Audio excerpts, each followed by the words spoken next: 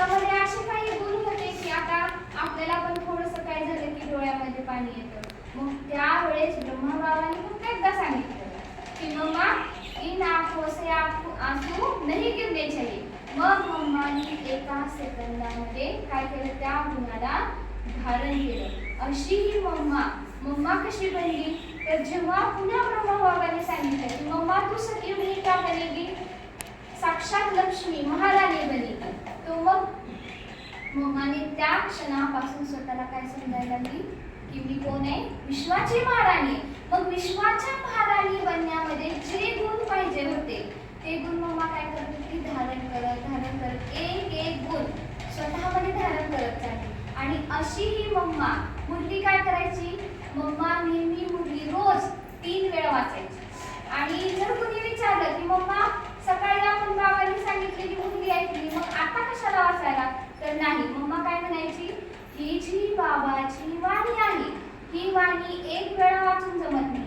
तर जेव्हा जेव्हा आपण 1 2 वेळेस 3 वेळेस जेव्हा मुरली ऐकू त्यावेळेस त्याच्यामधून काय होतात, बाबांच्या मुरलीतून गेलेले राज आपल्याला मिळत असतात. म्हणून मम्माचा पुरुषार्थ असायचा पहाटे 2 वेळेला ब्रह्ममुहूर्ताला, जे आपण अमृत वेळा म्हणतो, तर शीतल चांदणी प्रकाशामध्ये बसून मम्मा काय करायची, योग करायची. आणि रोजचा नियम होता की पहाटे 2 वाजता उठणं.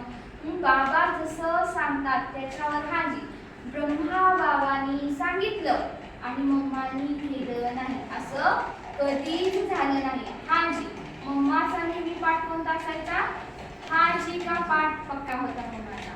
जेव्हा पण असं एकदाचा एक प्रसंग सांगते की अशीच पार्टी निघाली होती. मधुबनमध्ये बाबाचे बच्चे भेटायला यायचे बाबाला, आणि बाबाला भेटायला आल्यानंतर एका दिवशी एक पार्टी अशी चालली होती आणि ती पार्टी पोहोचून कुठे गेली होती, बस स्टँडवर जाऊन पोहोचली होती. त्यावेळेस काय जास्त साधन नसायची. मग बस स्टँडवर अर्ध्या रस्त्यामध्ये पोहोचली असेल किंवा बस स्टँड पर्यंत गेली पण असेल. त्यावेळेस ब्रह्मा बाबांनी मम्माला सांगितलं की मम्मा बच्चों को क्या करनी है, टोली भेजनी. मग दुसऱ्या आपल्या सगळ्या दादी असायच्या. मग एका दादीनं विचारलं की मम्मा बाबा ने कब बताया, कब बनेगी टोली, बच्चे तो निकल गए, अभी तो पहुंच जाएंगे. तर मम्मा म्हणाली बाबा ने कहा है ना तो बन जाएगा. हाँ जी म्हणून पटकन. आणि बघता मम्माने टोली बनवली पण. आणि बस मध्ये जेव्हा बच्चे चढले तर बच्चांच्या मार्फत टोली बच्चांना मिळाली. म्हणजे हा होता मम्मामध्ये निडरता होती, नम्रता पण तेवढीच होती, निडरता होती, सहनशीलता होती. आणि म्हणून तिला ज्ञानाची देवी, विद्येची देवी सरस्वती का म्हणलं गेलं, कारण मम्मा बाबांनी जशी मुरली चालवली तशीच्या तशी मुरली, ॲक्युरेट. आणि त्यावेळेस लिखाण नव्हतं, जास्त लिहित नव्हते.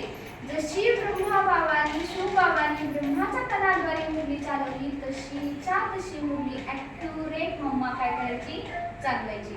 आणि म्हणून मम्माचे नेहमी 2 स्लोगन असायचे कि हर घड़ी अंतिम घड़ी है और हुक्मी हुक्म चला रहा है. म्हणून मम्मा नेहमी सांगत की काय, हर घड़ी हमारी क्या है, अंतिम घड़ी है, समझ कर चलो और सदा एवर रेडी बनो और हुक्मी हुकुम चला रहा है. आपलं मत त्याच्यामध्ये मिक्स करायचं नाही, अशी ही राधे. म्हणून मम्माला कोणी एकदा दादीने प्रश्न विचारला कि मम्मा अभी आप क्या सोच रही हो, योग में हो या क्या कर रही हो. तर मम्मा काय म्हणायची, माझा ह्या धर्तीवर पाव नाही, मी या धर्तीवर चालत नाही, मी कुठे चालते, वैकुंठमध्ये, वैकुंठाची महाराणी बनून वैकुंठमध्ये मी चालत आहे. म्हणजे मम्माचा नेहमी बुद्धी कुठं असायचा, वरती असायचा. एक असंच एक उदाहरण आहे मम्माचं की एकदा मम्मा, रमेश भाई आणि बहुतेक निर्वेर भाई असावे, असे 3 जण गाडीमधून चालले होते सेवेसाठी. मुंबईची गोष्ट आहे ही, जास्त आठवत नाही पण जेवढी आठवते तेवढी सांगते.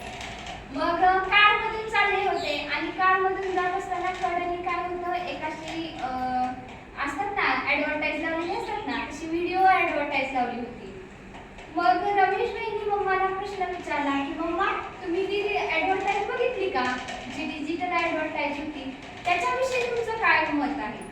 तर मम्मा म्हणाली की मी बाहेरील दुनियेशी माझा काहीही संबंध नाही, ना ती ऍडव्हर्टाइजमेंट पाहिली ना माझा त्याच्याविषयी काही विचार आहे. मम्मा तो सदा कहा रहती है, बाप की याद में खोई रहती है. मला इतनी म्हणजे इतकी मम्मा मस्त मौलानी योगी होती की फक्त शिवबाबांनी माझ्यासाठी काय सांगितले आणि मी ती किती धारण करू त्याच्यामध्येच मम्माचं सगळं लक्ष असायचं.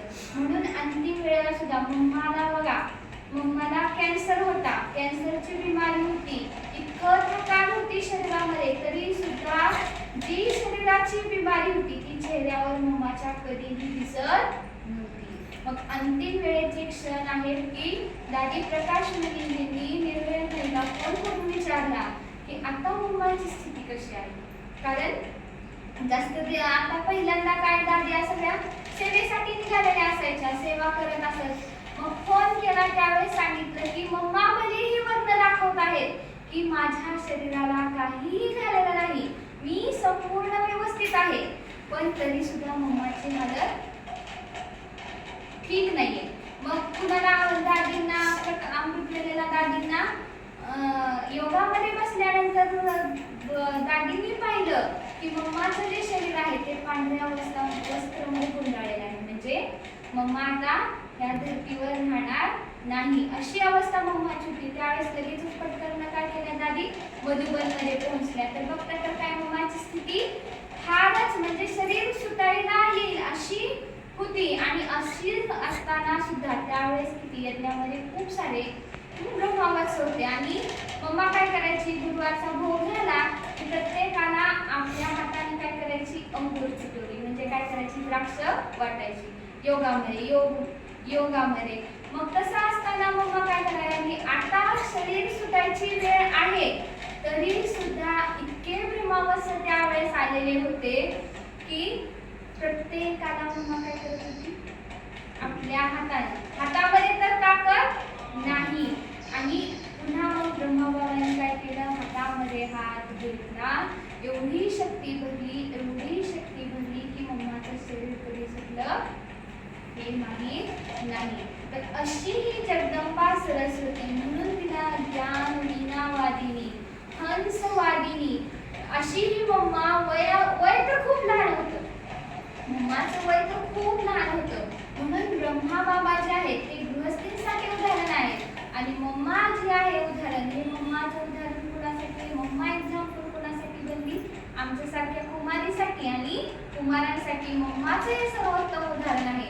ब्रह्मा बाबांनी सगळं सफल करून नंबर 1 श्रीकृष्ण बनला, परंतु मम्मा बिना धनानेही काय बनली नंबर 1 महालक्ष्मी सरस्वती ज्ञान वीणावादिनी होती, परंतु काय बनली सतयुगातली लक्ष्मी बनली बिना धनाने. तिच्याजवळ कोणतंही स्थूल धन नव्हतं, परंतु कोणत्या धनाद्वारे नंबर 1 बनली, त्या ज्ञान धनाद्वारे. जे ज्ञान परमात्मेचं ज्ञान स्वतःमध्ये आत्मसात करून सगळ्यांना काय करायची देत राहायची. आणि मम्माचं एवढं होतं की मम्मा ॲक्युरेट वेळेला म्हणजे कधीही कुणाचेही अवगुण बघत नसत आणि अवगुण जरी दिसले तरी त्यांची शिक्षा द्यायची जी पद्धत होती ती फार वेगळी होती.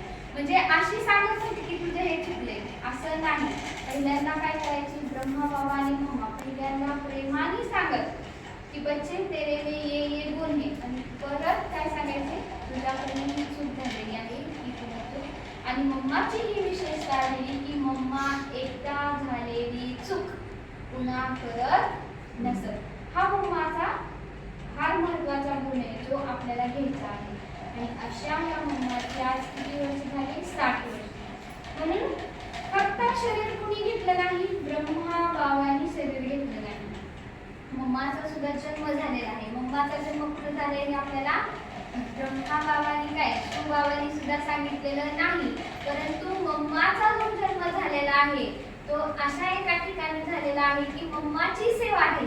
कोणती सेवा झाली आपल्या सगळ्याला माहिती आहे, सांगा बरं मम्माची सेवा कोणती झाली, धन सेवा झाली ना. म्हणून मम्मानी सेवेसाठी कोणती सेवा, धन सेवा मम्माची झाली होती. मम्मा कशी आली होती, येताना आपण सगळ्यांनी कहाणी आता ऐकली की मम्मा एक तर अशा स्थितीमध्ये आली होती की तिच्या जवळ काही नसतं आणि दुसरी गोष्ट काय कुमारीमध्ये काय असतं का जवळ काही नसतं. अशा वेळेस म्हणून मम्माचा जन्म पुन्हा धन सेवेसाठी झालेला.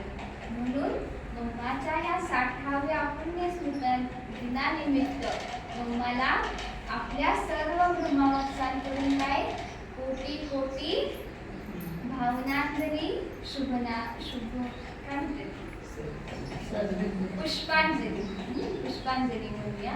पुष्पांजली आपण सगळेजण मम्माचा. आता काय करायचंय, नुसती मम्माची कहाणी ऐकून खुश व्हायचं नाही. जसं मम्मानी एक गुण धारण केले, कारण ती काय बनली, लक्ष्मी बनली, तसं आपल्यामध्ये कमी नाही, तेवढं नाही. मम्मा सारखा पुरुषार्थ होण्या म्हणून बाबांनी काय केलंय, फॉलो कुणाला करा म्हणते, मम्माला आणि बाबाला करा म्हणते. मग तेवढं तर होत नाही, परंतु एक गुण जरी आपण कमी 10%, 20%, 25% तेवढं तरी धारण करू शकतो ना आपण, का नाही करू शकतो ना. म्हणून मम्माचा एक मम्मामध्ये काय होती, विद्यार्थ्या होती, मम्मा खंबीर होती. सगळ्याला मम्माची पूर्ण कहाणी माहितीच आहे, परंतु वेळेअभावी मी काय केले, काटछाट करून थोडक्यामध्ये सांगितलेले आहे. कारण मम्मामध्ये लीडरता होती, म्हणून मम्माला काय केलं, बाबांनी कोर्टामध्ये सुद्धा पाठवलं होतं. कोर्टामध्ये ज्यावेळेस केस झाली होती. आपल्याला आणखी आहे, मम्माच्या खूप साऱ्या विशेषता आहेत, सांगत बसलं तर दिवस पुरणार नाही, इतकी मम्माची अगाध महिमा आहे. मम्माचं लौकिक जीवन सुद्धा तेवढंच चांगलं होतं आणि अलौकिक मध्ये तर काय, जेव्हा बाबा भेटले तेव्हा एका क्षणामध्ये जीवनाचा फैसला करून नंबर 1 विश्वाची महाराणी बनली. तर पहिल्यांदा आपण काय करूया, आधी भोग लावूया मम्मा प्रती आणि नंतर मग मम्माच्या फोटोला हात घालून श्रद्धांजली